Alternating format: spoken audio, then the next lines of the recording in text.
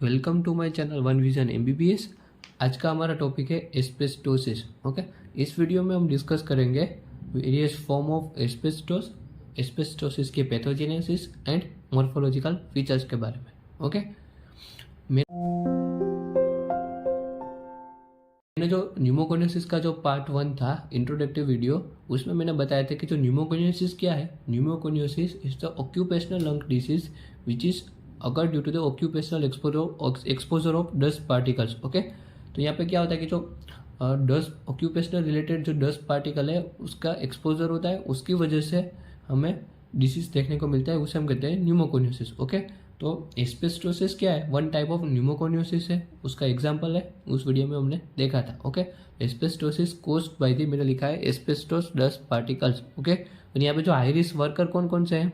Asbestos product जो manufacture के related जो वर्कर्स है उसमें उसमें हमें एस्बेस्टोसिस देखने को मिलता है। ओके, और जो माइनर्स है उसमें भी चांसेस है कि हमें एस्बेस्टोसिस देखने को मिले। ओके, यहाँ पे जो एस्बेस्टोस है टू फॉर्म में अवेलेबल होता है, serpentine form and amphibole form. Okay, तो यहाँ पे जो सर्पेंटाइन फॉर्म है वो करली एंड फ्लेक्सिबल होता है, और जो मोस्ट कॉमन फॉर्म हमें देखने को मिलता है वो है सर्पेंटाइन फॉर्म। ओके, वो लेस पैथोजेनिक होता है, लेकिन यहाँ पे जो एम्फीबोल फॉर्म है वो स्ट्रेट, स्टिफ एंड रिजिड होता है और मोस्ट पैथोजेनिक होता है। और यहाँ पे जो एस्बेस्टोसिस है वो मोस्टली हमें देखने को मिलता है because of amphibole exposure. Okay, amphibole form of exposure of asbestos. Okay, यहाँ पे जो दोनों फॉर्म है serpentine form and amphibole form, वो दोनों ही फॉर्म फाइब्रोजेनिक एंड कार्सिनोजेनिक नेचर होता है, लेकिन यहाँ पे आपको याद रखना है कि जो एम्फीबोल टाइप है वो मोस्ट पैथोजेनिक होता है।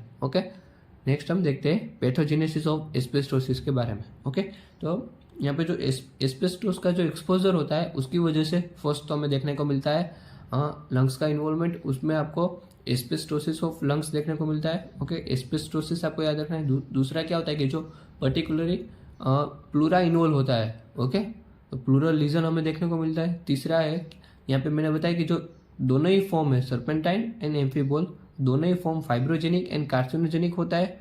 ओके, तो उसकी वजह से यहाँ पे हमें ट्यूमर्स भी देखने को मिलता है। ओके, तो फर्स्ट हम देखते हैं पैथोजेनेसिस। ओके, पैथोजेनेसिस में आपको पैथोजेनेसिस में क्या याद रखना कि जो यहाँ पे जो इनहेल्ड एस्बेस्टोस है वो फर्स्ट लंग्स में पहुँचते हैं। ओके, और यहाँ पे लंग्स में जो एल्वियोलर इंटरस्टिशियल मैक्रोफेजिस है उसके द्वारा यहाँ पे एस्बेस्टोस डस्ट है उसका इंजेक्शन होता है। ओके, उसके बाद क्या होता है यहाँ पे जो मैक्रोफेजिस है वो स्टिमुलेट होते हैं, और यहाँ पे जो मैक्रोफेजिस है वो फाइब्रोजेनिक मीडिएटर्स है और जो कीमोटेटिक फैक्टर है उसको रिलीज करता है। ओके, तो यहाँ पे मैंने लिखा है जो स्टिमुलेटेड मैक्रोफेजिस है वो रिलीज करता है कीमोटेक्टेड एंड फाइब्रोजेनिक मीडिएटर्स।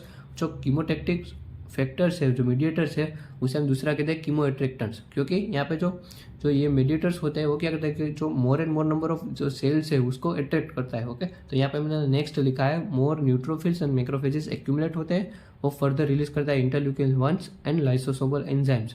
ओके, तो यहाँ पे मेन आपको सीक्वेंस में याद रखना है कि जो एस्बेस्टोसिस में हमें देखने को मिलता है पल्मोनरी फाइब्रोसिस। ओके, तो लास्ट में मैंने लिखा है फाइब्रोसिस। ओके, और यहाँ पे जो एक दूसरा पॉइंट आपको याद रखना है कि जो एम्फीबोल टाइप है वो मोस्ट पैथोजेनिक होता है। ओके, और एम्फीबोल में भी जो क्रोकोडाइलाइट जो फॉर्म होता है वो मोस्ट कार्सिनोजेनिक होता है। ओके, तो नेक्स्ट हम देखते हैं मॉर्फोलॉजिकल फीचर्स। ओके, तो यहाँ पे मैंने बताया था पहले कि जो एस्बेस्टोस का एक्सपोजर होता है उसकी वजह से फर्स्ट हमें देखने को मिलता है एस्बेस्टोसिस देखने को मिलता है। ओके, दूसरा हमें देखने को मिलता है पर्टिकुलरली प्लूरा इन्वॉल्व होता है। तीसरा हमें देखने को मिलता है tumours of the lungs. Okay, तो फर्स्ट हम फीचर्स देखते हैं एस्बेस्टोसिस ऑफ लंग के। ओके, यहाँ पे जो मैंने फर्स्ट वीडियो में सिलिकोसिस में बताया था कि जो सिलिकोसिस है वो mostly upper part of lungs को इन्वॉल्व करता है, और एस्बेस्टोसिस है मोस्टली बेस ऑफ लंग्स को इन्वॉल्व करता है। ओके, तो यहाँ पे मैंने लिखा है कि जो एस्बेस्टोसिस में क्या होता है कि जो एस्बेस्टोस का एक्सपोजर होता है उसकी वजह से यहाँ पे पल्मोनरी फाइब्रोसिस देखने को मिलता है। Okay, first features. दूसरा हमें जो यहाँ पे ग्रोथ में हमें याद रखना है कि जो लंग्स है वो small and firm in nature होता है। ओके, यहाँ पे हमें दूसरा देखने को मिलता है सब प्लूरल फाइब्रोसिस, एंड यहाँ पे कार्टिलेज लाइक थिक प्लूरा देखने को मिलता है। ओके, तो ये हो गए growth features. And microscopic features में आपको जो मेन हॉलमार्क फीचर्स है एस्बेस्टोस बॉडीज। ओके, वो देखने को मिलता है, वो मोस्ट इंपॉर्टेंट है, वो आपको याद रखने की एस्बेस्टोस बॉडीज देखने को मिलती है। और दूसरा होता है इंटरस्टिशियल फाइब्रोसिस। ओके, तो यहाँ पे हम नेक्स्ट समझते हैं कि जो एस्बेस्टोस बॉडीज के बारे में। ओके, एस्बेस्टोस बॉडी एक डम्बल शेप्ड स्ट्रक्चर है। यहाँ पे क्या होता है कि जो एस्बेस्टोस फाइबर्स है वो कोटेड होता है ग्लाइकोप्रोटीन एंड हिमोसिडोरिन्स के। ओके, उसे हम कहते हैं एस्बेस्टोस बॉडीज। ओके, तो यहाँ पे जो एस्बेस्टोस बॉडी मैंने फिगर में बताया कि वो क्या है, डम्बल शेप स्ट्रक्चर है which is golden brown in appearance. और यहाँ पे जो एस्बेस्टोस फाइबर्स होते हैं वो कोटेड होते हैं ग्लाइकोप्रोटीन एंड हिमोसिडोरिन्स है। ओके, तो यहाँ पे एस्बेस्टोस बॉडीज है वो हॉलमार्क फीचर्स है एस्बेस्टोसिस का। ओके, दूसरा हमें देखने को मिलता है प्लूरल इन्वॉल्वमेंट। यहाँ पे हमें 3 टाइप के लीजन देखने को मिलते हैं। उसमें जो प्लूरल प्लेक है वो मोस्ट कॉमन लीजन हमें देखने को मिलता है। वो बेसिकली जो बेस ऑफ जो लंग्स है वहाँ पे देखने को मिलता है। वहाँ पे हमें देखने को मिलता है हाइलिनाइज्ड कोलाजिनस टिश्यू। ओके, और दूसरा प्लूरल रीजन कौन कौन से होते हैं, pleural effusion and visceral pleural fibrosis. Okay, and तीसरा है ट्यूमर्स। ओके, तो यहाँ पे क्या होता है कि जो एस्बेस्टोस का जो एक्सपोजर होता है उसकी वजह से हमें यहाँ पे कौन सा फॉर्म, क्रोकोडाइल फॉर्म होता है जो एम्फीबोल का एक टाइप है, उसकी वजह से हमें यहाँ पे ट्यूमर्स देखने को मिलता है। ओके, और उसमें भी जो मोस्टली जो ब्रोंकोजेनिक कार्सिनोमा है वो most common type of tumour है जो यहाँ पे एस्बेस्टोस का एक्सपोजर होने की वजह से देखने को मिलता है। Most common type bronchogenic carcinoma. Okay, और दूसरा हमें देखने को मिलता है मेलिग्नेंट मेसोथेलियोमा।